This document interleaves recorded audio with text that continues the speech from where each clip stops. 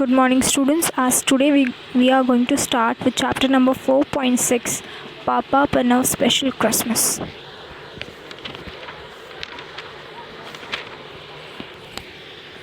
So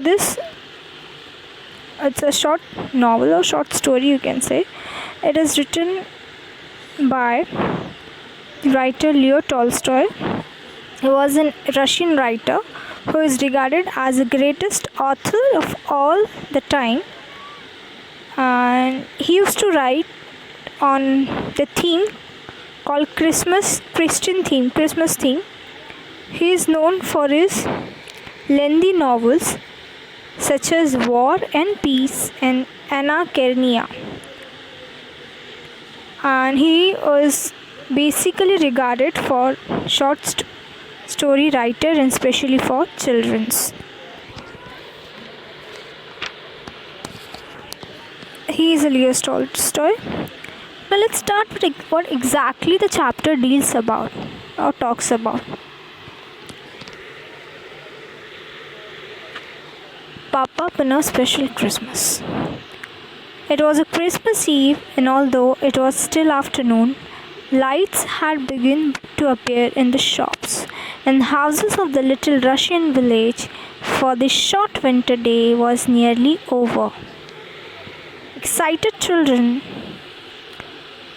scurried indoors, and now only muffled sounds of chatter and laughter escaped from closed shutters.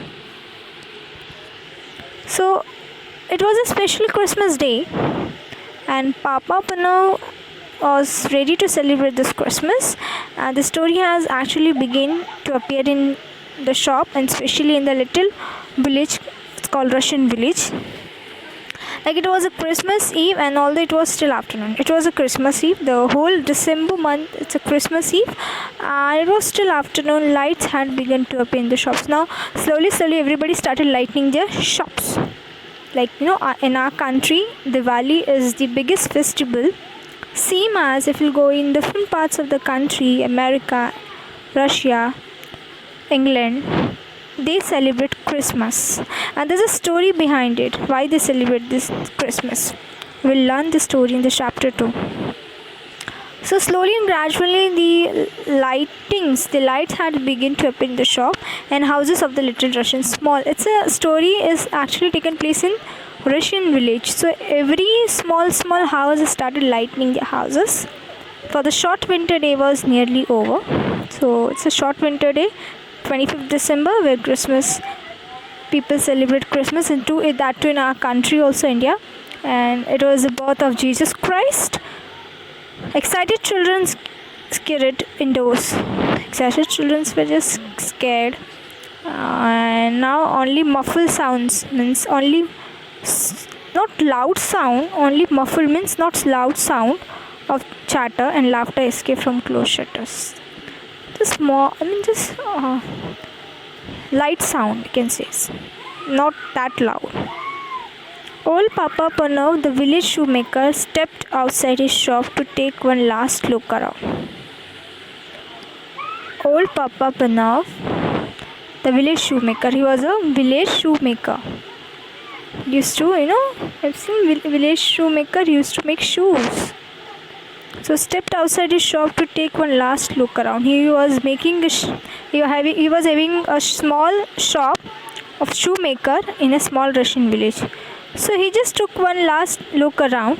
The sounds of happiness, the bright lights and the faint, means feeling weak, but delicious smell of Christmas cooking reminded him of past Christmas times.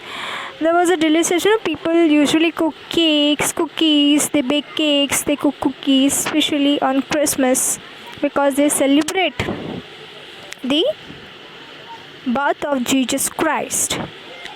So he remembered the past Christmas times when his wife had still been alive and his own children little. Now they had gone. So wife is not alive and children they had gone. So he is living alone.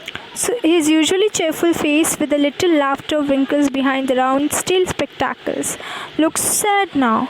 So when he is living with his family, he was very much happy. Now they have left him behind, so he is sad. But he went back indoors with a firm step, put up the shutters, the window shutters, and set a pot of coffee to heat on the charcoal stove. Charcoal stove. I'll show you the image of charcoal stove.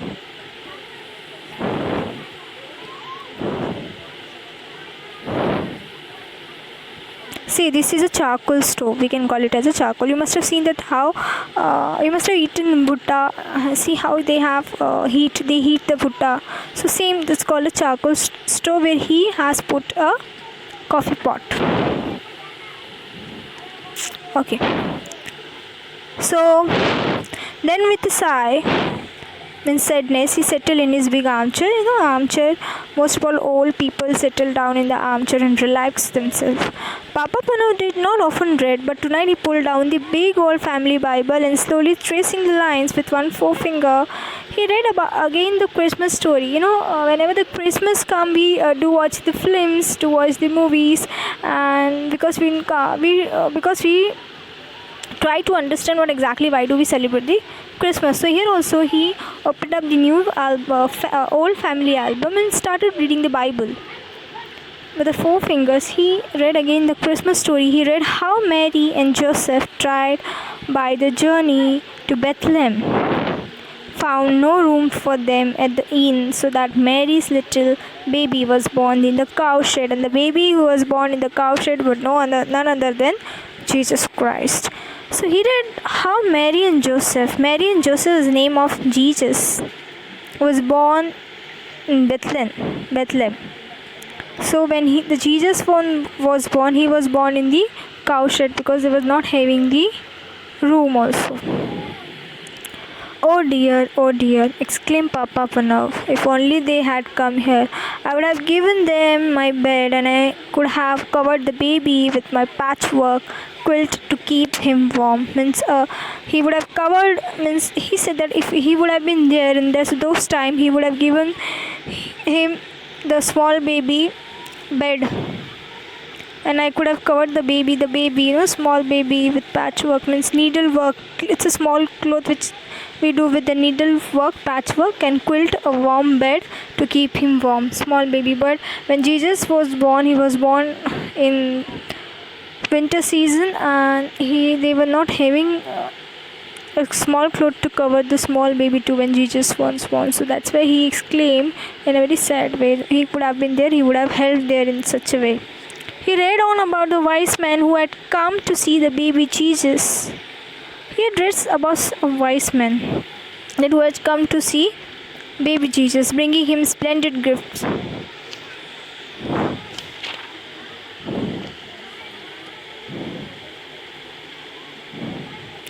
Papa Panof's face fell. I have no gift that I could give him, he thought sadly.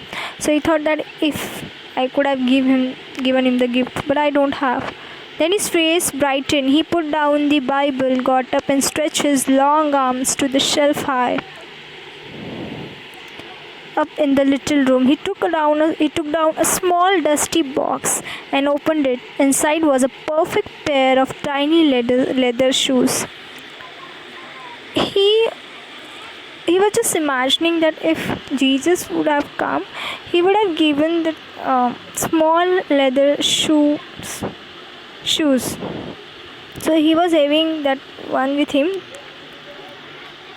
Papa Panov smiled with satisfaction. Yes, they were as good as he had remembered. The best shoes he had ever made. I should give him those, he decided as he gently put them away and sat down again.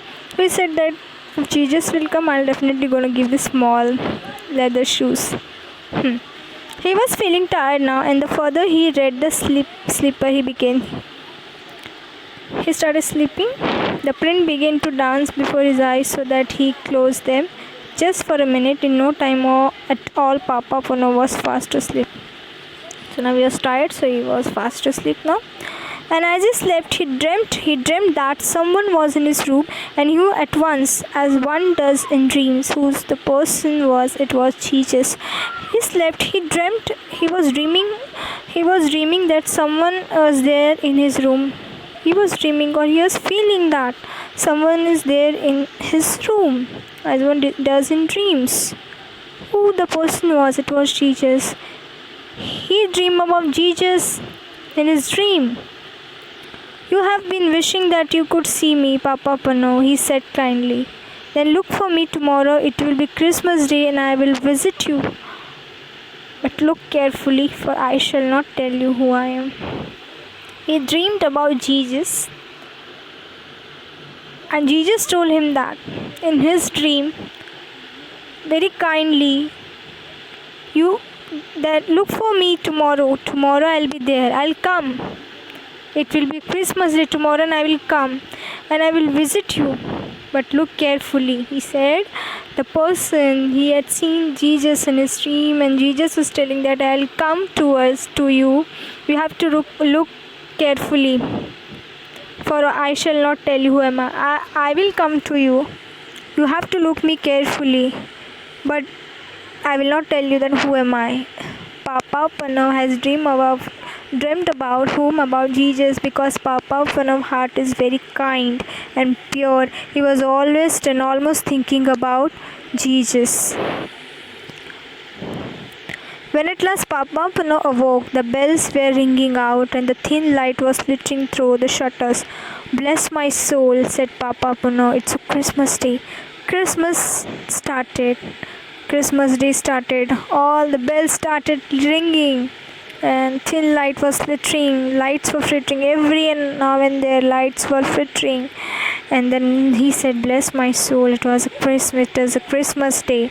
He stood up and stretched himself, for he was rather stiff. Then his face filled with happiness as he remembered his dream. This will be a very special Christmas after all. He remembered his dream, that he said that this will be a very special Christmas for me. Why? Because Jesus was coming to visit him. How will he look? Will he be a little baby? Because he has kept a pair of shoes for him. As that first Christmas, will he be a grown man? Will he be a grown man or a carpenter or the great king? When he was actually dreaming about, and he has already dreamed about Jesus, Jesus told in his dream that I will come you, but you have to look at me carefully. I'm not going to tell you that who I am. So he was very excited. Papa Pano was very excited to see that person. So he was just imagining whether if Jesus will come, how will he be looking? Will he be a little baby as that first Christmas? Will he be a grown man, a carpenter, or a great king?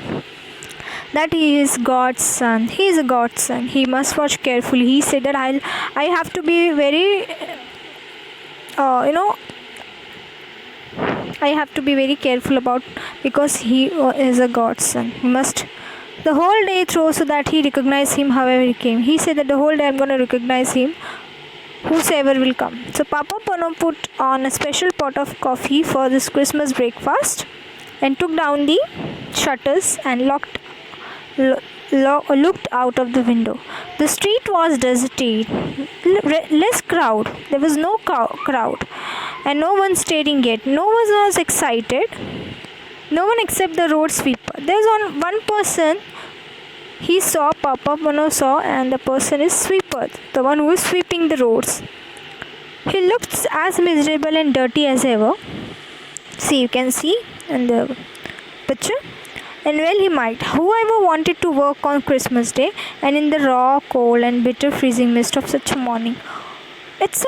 Who wants to work on this Christmas Day, and that too in a raw cold? It was so cold and bitter and freezing mist of such a morning. It's freezingly cold. Papa Pano opened the shop door. He was actually working in the shop, so he opened the shop door, letting in a thin stream of cold air come in. He wants to. Why did I open the shop door? Because he wants the cold air should come in. He shouted across the street cheerily, "Come in and have some hot coffee to keep out the cold." So he shouted he called said sweeper that come in and have some hot coffee to keep out the cold. You'll keep yourself out of the cold. So come in and have some hot coffee. The sweeper looked up, scarcely able to believe his ears. He can't believe his ears. He looked up. He was only glad to put down his room and come into the warm. So he put down his room. He was very glad that someone is calling him, because no one has called him. He is working alone on the road. His old clothes steamed gently in the heat of the stove, and he clasped both red hands round the comforting warm mug as he drank. So he drank the coffee. He was heating himself from the so that he could get away from the cold. Papa Pano watched him with satisfaction. Papa Pano was very satisfied. But every now and then his eyes strayed to the window. It would never to miss his special visitor.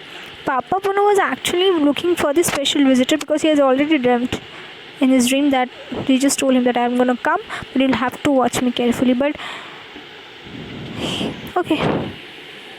Expecting someone, the sweeper asked at last. Sweeper is asked, "Are you expecting someone?" So Papa Pano told him about his dream. So Papa Pano told about his dream. "Well, I hope that he comes." The sweeper said, "You have given me a bit of Christmas cheer." "Well, I hope he comes," the sweeper said. "You have given me a bit of Christmas cheer I never expected to have." So sweeper said that "You have given me the Christmas cheer and I have never expected to have. Thank you. I did say you deserve to have your dream come true." "I did say that your dream should come true," the sweeper told to Papa Pano. And he actually smiled. His smile, a warm smile. When he had gone, Papa Pano put on cabbage soup for the dinner, then went to the door again, scanning the street. He saw no one, but he was mistaken. Someone was coming. So this is an amazing story where we're going to learn in the next class. Only 2 pages are remaining, so we're going to learn in the next class. But whatsoever I've taught you today, I want you to read down the whole story. So I hope you must have understood. Thank you.